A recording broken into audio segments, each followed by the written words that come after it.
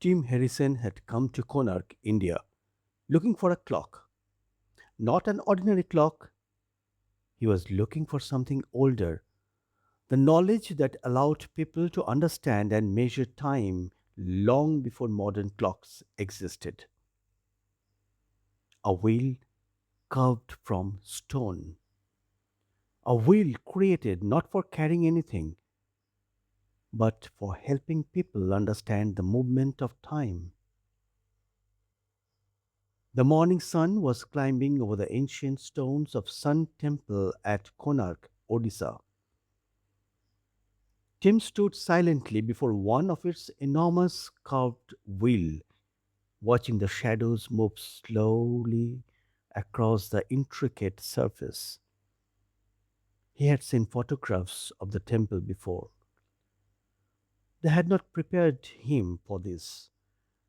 The temple was conceived as a monumental chariot of Surya, the sun god, with 24 curved wheels and the horses representing the movement of the sun across the heavens. But Tim wasn't interested in mythology alone. He was searching for something deeper: time. Not clocks, not watches, not schedules.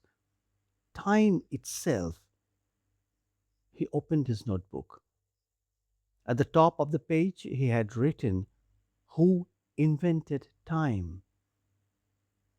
He stared at the question, then slowly crossed out the word who.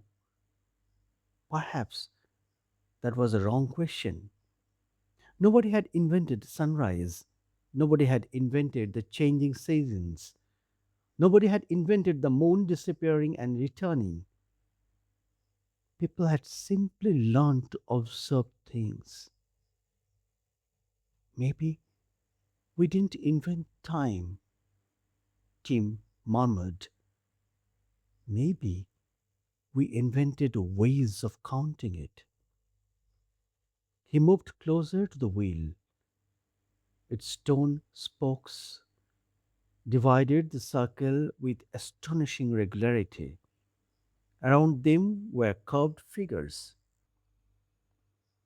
people, animal, musicians, lovers, scenes from everyday life.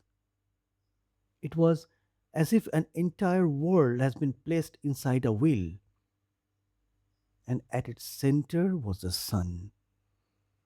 Tim remembered something he had studied before coming to Odisha. Ancient Indian astronomical traditions connected the measurement of time with the sun, moon, seasons, calendars, and celestial cycles. Texts such as Surya Siddhanta contain detailed discussion of astronomical motion and methods of reckoning time.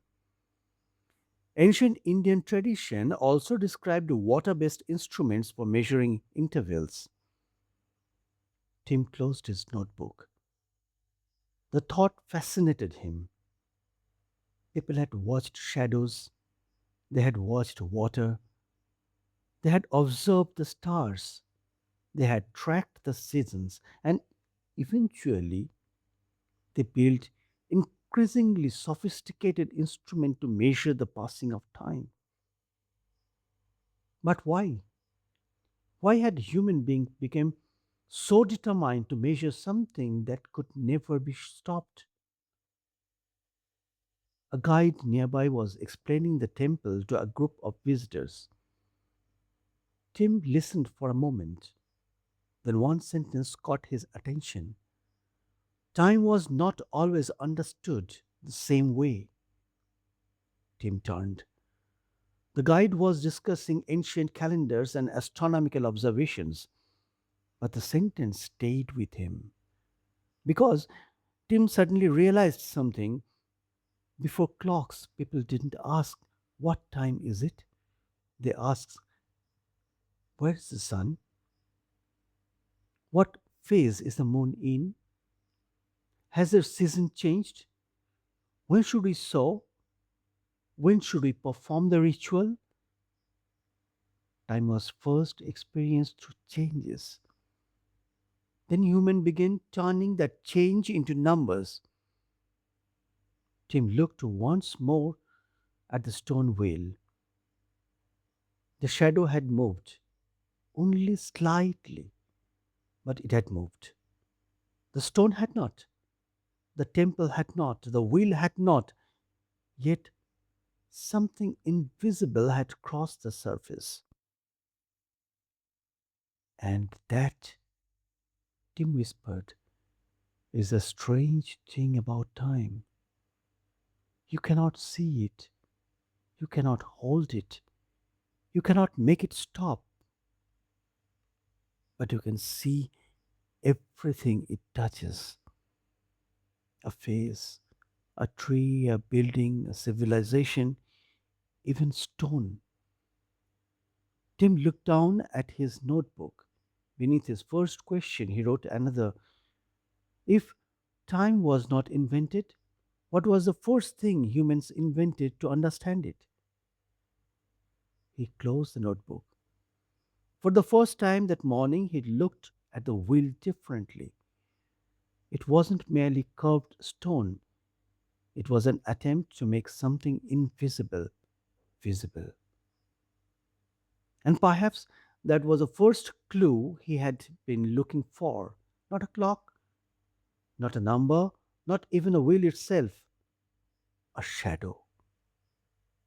Tim stepped back as the sunlight continued its slow journey across the ancient stone. His search had begun, and the next clue was already waiting in the moving light. Do not forget to listen to the next part next Monday, same time.